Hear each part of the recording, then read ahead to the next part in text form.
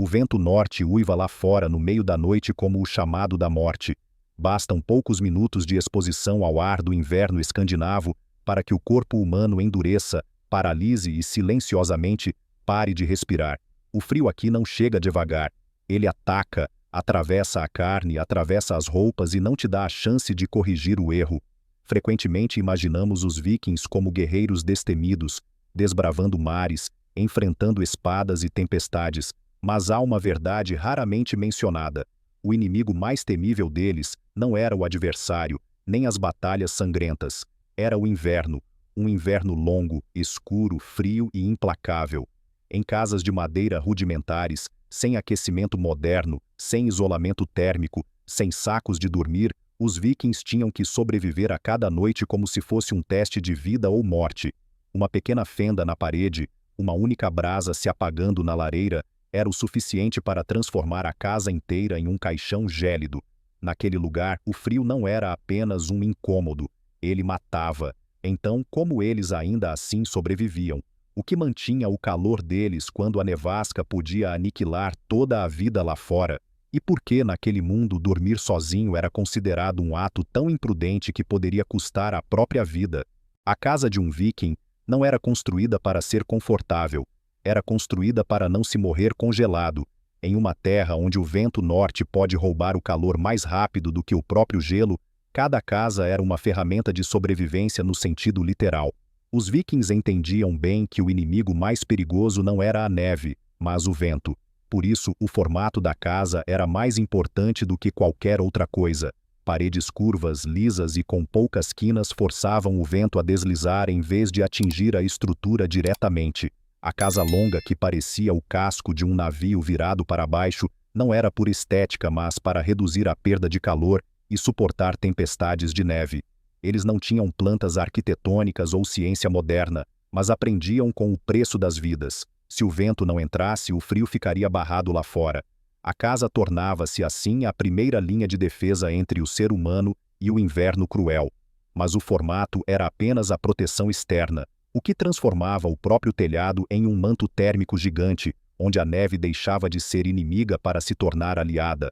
O telhado dos vikings não era feito de telhas ou pedras. Era coberto com terra, grama e raízes, pesado e rústico. Mas era justamente essa camada aparentemente primitiva que era uma de suas armas de retenção de calor mais eficazes. A terra e a grama formavam uma camada espessa que retinha o calor por muito tempo, impedindo que o calor interno da casa escapasse rapidamente. Então vinha o inverno.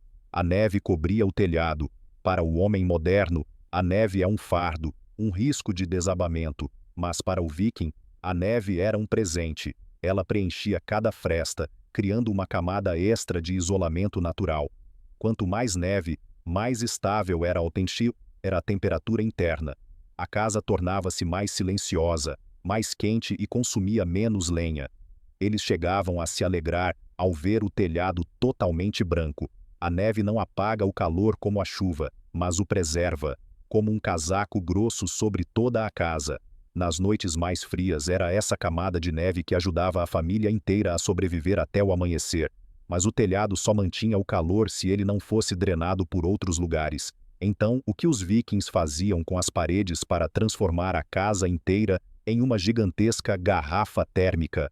O telhado mantinha o calor vindo de cima, mas se o calor escapasse pelos 4 lados, todo o esforço seria em vão. Os vikings entendiam isso melhor do que ninguém. Por isso, as paredes de suas casas nunca eram apenas troncos de madeira empilhados. As paredes eram feitas de forma espessa, às vezes com 2 camadas, recheadas internamente com musgo, argila, lã, feno ou qualquer material que pudesse reter o ar. Era justamente a camada de ar presa entre esses materiais que era o fator mais importante. O ar é um péssimo condutor de calor, e a casa gradualmente se transformava em uma garrafa térmica gigante, mantendo o calor durante a noite longa. Todo inverno, os vikings inspecionavam as paredes com as mãos nuas. Onde estivesse estranhamente frio, ali havia uma infiltração de vento, e eles remendavam imediatamente, pois sabiam bem, deixar para amanhã poderia ser tarde demais. Uma pequena abertura era o suficiente para o vento norte entrar e drenar todo o calor em poucas horas. Naquele mundo, não existia o conceito de provisório. Cada rachadura era uma ameaça. Cada parede vedada era mais uma noite de sobrevivência. Mas por mais forte que fosse a parede, tudo ainda girava em torno de um único ponto na casa. Então, o que ficava no centro, aquecendo e decidindo a sobrevivência de toda a família na noite de inverno? No meio da casa longa viking sempre havia algo que nunca era considerado apenas um móvel. Era a lareira. Ela não servia apenas para cozinhar ou iluminar, mas era o verdadeiro coração de toda a casa. Enquanto a lareira estivesse viva, toda a família tinha esperança. A lareira dos vikings não era como os fogões modernos. Era uma longa faixa de pedras colocada diretamente no chão de terra. Durante o dia, o fogo era mantido aceso para cozinhar, aquecer e secar roupas. Mas o segredo estava na noite. O fogo não podia queimar livremente, pois uma única faísca poderia incendiar toda a casa de madeira. Em vez disso, as brasas eram reunidas e cobertas com cinzas, o suficiente para arderem por várias horas. As pedras que foram aquecidas o dia todo começavam a irradiar calor lentamente na escuridão. Não era um calor forte, mas um calor suave, constante que percorria todo o ambiente. Era o calor radiante, o que impedia que a temperatura da casa caísse a níveis fatais enquanto todos dormiam. A fumaça não saía diretamente. Ela se acumulava sob o telhado, criando uma camada de ar quente acima, impedindo que o calor subisse rápido demais. Os vikings ajustavam o fluxo de ar com experiência.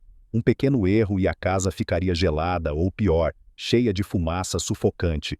Mas pela manhã, até as pedras mais quentes esfriavam gradualmente, e quando a lareira já não tinha força para manter o calor, os vikings depositavam sua confiança em outra coisa, algo mais precioso que metal.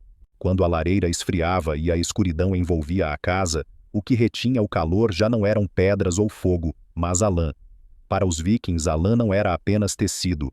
Era um recurso estratégico, mais precioso que a prata, pois salvava vidas. Eles criavam uma raça especial de ovelhas, que fornecia um tipo de lã com duas camadas de fibras, uma fibra externa grossa e longa para bloquear o vento e a água, e uma camada interna macia e fina para reter o calor. Quando fiadas e tecidas juntas, elas criavam tecidos grossos, pesados e incrivelmente duráveis. A lã não era totalmente lavada, mantendo a lanolina natural que ajudava na resistência ao vento e à umidade. Mesmo molhada, ela ainda mantinha o calor. Mantas de lã pesadas cobriam o corpo, impedindo que o ar frio entrasse. O peso delas não era um inconveniente, mas uma vantagem, criando um microclima quente durante a noite. A lã era usada em cobertores, roupas de dormir, tapetes e até para calafetar frestas nas paredes. Nenhum pedaço era desperdiçado. Sem a lã, os vikings não poderiam dormir, não poderiam navegar e, talvez, não poderiam expandir seu mundo. Mas por mais grossos que fossem os cobertores de lã, o contato direto com a madeira fria ainda podia sugar o calor do corpo. Então, como os vikings transformavam seu local de dormir no refúgio final para que o frio não drenasse suas energias durante a noite? Na casa longa, a cama dos vikings não era nada confortável. Era apenas um banco de madeira que corria ao longo das paredes. Mas justamente porque a madeira pode absorver calor muito rápido, aquele banco era apenas a estrutura. A sobrevivência estava nas camadas colocadas por cima. Primeiro vinha a camada bruta, mas fundamental: galhos de pinheiro, palha seca ou juncos, dispostos de forma frouxa para reter o ar. Era justamente esse ar aprisionado que servia como o verdadeiro isolamento térmico, impedindo que o frio da madeira passasse diretamente para o corpo. Por cima disso, camadas de peles de animais, sempre colocadas com o pelo voltado para cima para criar um colchão de ar natural ao redor de quem dormia. A pele de rena era a mais valorizada por ser leve, elástica e reter muito ar. A pele de ovelha era mais comum, empilhada em várias camadas. Os ricos usavam pele de urso, grossa e pesada, sendo tanto um símbolo de status quanto uma fonte eficaz de calor.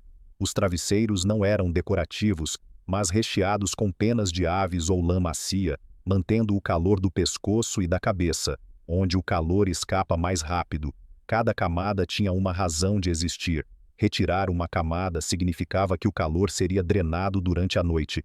Mas por mais que a cama fosse bem preparada, ainda havia algo mais importante que tudo: Os vikings raramente dormiam sozinhos. Então, o que acontecia quando vários corpos se deitavam próximos na escuridão do inverno? Quando a lareira se apagava e a noite de inverno se alongava, os vikings entendiam que não podiam depender apenas do fogo. Os seres humanos tornavam-se, então, a fonte de calor mais importante. Eles dormiam próximos uns dos outros nos bancos longos, compartilhando o calor corporal.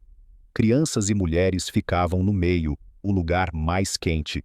Os homens ficavam por fora, criando uma barreira viva contra o vento.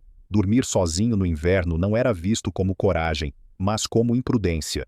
Sob as pesadas mantas de lã e peles de animais, o calor de vários corpos se acumulava, o suficiente para superar as noites mais frias, mesmo quando as brasas quase se apagavam. A respiração, o contato e a sensação de não estar só ajudavam o ser humano a manter a energia, reduzir o medo e sobreviver até o amanhecer. Antes de dormir, eles trocavam por roupas secas. Roupas grossas usadas durante o dia costumavam estar úmidas de suor e neve. Dormir nelas só faria o corpo perder calor mais rápido. Roupas íntimas de linho, gorros de lã e meias de dormir limpas eram itens guardados exclusivamente para a noite. O jantar de inverno era sempre quente e gorduroso. Carne, peixes gordos, sopas espessas e manteiga forneciam energia para o corpo gerar calor a noite toda. Para um viking, ir dormir com fome era sinônimo de suicídio. Mas o frio não atacava apenas o corpo, ele também corroía o espírito. As noites longas e escuras facilitavam que as pessoas se entregassem antes mesmo que o frio o fizesse. Por isso, a noite era a hora de contar sagas, consertar ferramentas, tecer, fazer trabalhos manuais. A casa precisava de vozes, de luz de chamas, de ritmo de vida. A ordem dentro de casa era a ordem dentro da mente. Os vikings não sobreviviam por causa de uma resistência cega. Eles sobreviviam graças a um sistema completo, onde casas, telhados de grama, paredes vedadas, lareiras, lã, comida e pessoas se uniam em um todo único. Eles não derrotavam o inverno, eles aprendiam a viver com ele. E foi justamente isso que os ajudou a acordar após as noites mais frias, quando o mundo lá fora parecia não ter mais vida.